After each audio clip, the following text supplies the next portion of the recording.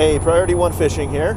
We're chasing largemouth bass today. We're heading out to a lake in northwestern Utah, managed for largemouth bass and bluegill, actually a couple other species. But warm water aquifer. This lake is about 60 feet deep, only about 9 acres in total size. Early April, we're actually here on April 1st, actually relatively cold for bass up in the northern part of the country. But we're going to see what we can do. We're going to catch a few largemouth today. We're going to talk gear. We'll talk lure selections. We're going to show you some early season pre-spawn techniques for these fish and see what we can pick up. So a great fishery for largemouth. Should be some great action today, so stay tuned. Bryan, Losee with Priority One Fishing. We're going to go do some high lake desert bassing. All right, Priority One Fishing here. So here we are, we're at Blue Lake. We're actually going to be targeting some largemouth bass. And the bass in this lake react different than what they do in some other bodies of water, but as far as the cyclic patterns, this pre-spawn, spawn, post-spawn cycle that you see with largemouth remain relatively the same. So what we have is a pre-spawn situation out here. This is April 1st. We're out in the west desert of Utah, in northwest Utah, just pretty darn close to the Nevada border actually, but you can see the road that divides it right here. Well, this lake, it's a warm water aquifer. It actually has a relatively consistent water temperature year-round. It's somewhat brackish, just due to its nature of how close it is to the Bonneville salt flats as well. So, way the bass react. Let's talk about that. So, bass will react to edges, weed lines, some of these drop-off secondary points prior to moving in for the spawn. Now, your water temperatures will dictate a lot of that. Time of year will dictate a lot of that. You usually see that somewhere between about 52 and 54 degree water temperature when they start to make those staging moves. Now, we're going to be catching some schooling bass. Now, a lot of these bass are going to be averaging a pound, pound and a half, but there are some much larger fish in here, some of those bigger females and so forth. Now, granted the conditions that we have right now, a little bit of wind is helping us, but we got really bluebird skies, so we're going to see what happens with these techniques we're using. We're going to be fishing some power fishing techniques, spinner baits, crank baits, fast moving, quick location baits as you would call them when you're searching for these fish.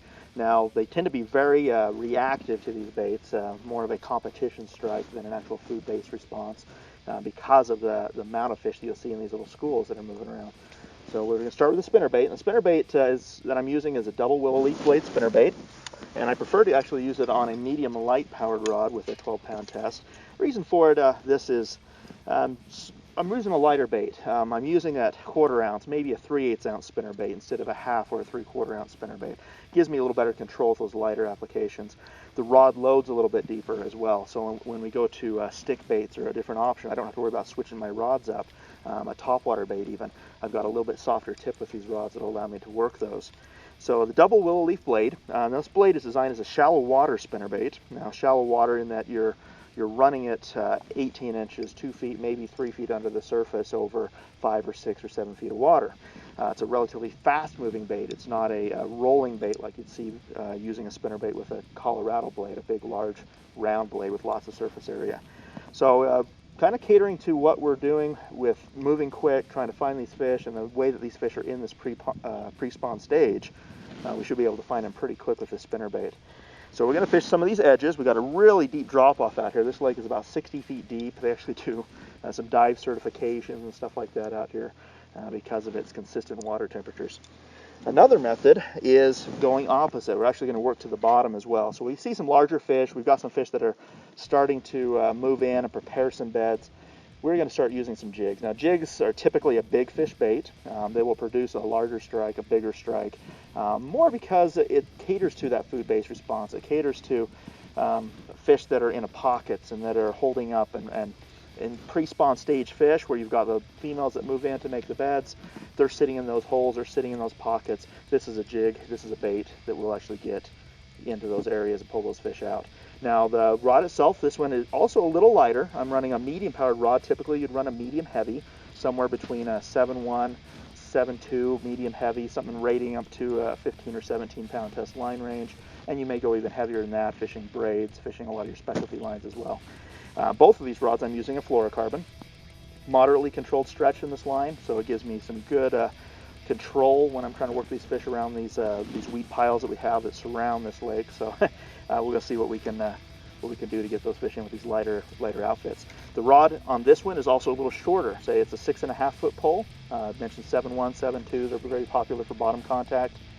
But this rod right here, 6.5 with all of this brush and vegetation when I'm going to be doing some pitching and flipping to those areas, is going to give me a better suited application for that. Retrieve ratios. I'm running a little higher speed on my spinner bait. I like to do that 7.1, 7.3. This particular one is a 6.4. Probably the most commonly used gear ratio in a bait casting reel is that 6.4. Gives you some versatility to work some high-speed baits. You can also work it slower. You get a little bit more torque when you're working crankbaits. Gives you some options to fish all of those methods without having to have a rod for every application. And granted, there are some benefits to that, especially when you get into crankbaits. We'll talk about that on another episode. So, all right, and just in case, we brought some slip float and some bait applications, bait techniques we might be using for another species of fish that's in here. We have bluegill. We also have pacu. So we have some South American pacu that are invasive in this area. They can get pretty large, pretty voracious. They're a relative of the piranha. So we're going to see what we can catch on those if we happen to see some. So stay tuned. This is Bryan Losee with Priority One Fishing, and we're going to start some bass fishing here. I'm going to fish this edge while we got you on camera. Let's see if we can catch a bass right off the bat.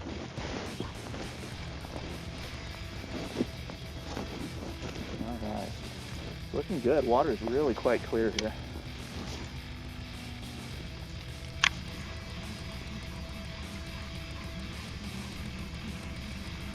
Let's see. There he is.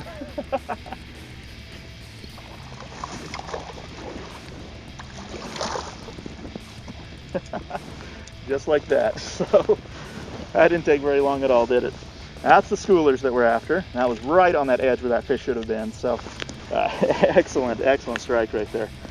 Perfect hookup right off that edge. So little schooler, little 3/4 pounder. So we're gonna see if we can catch some more fish. Stay tuned. Priority One Fishing.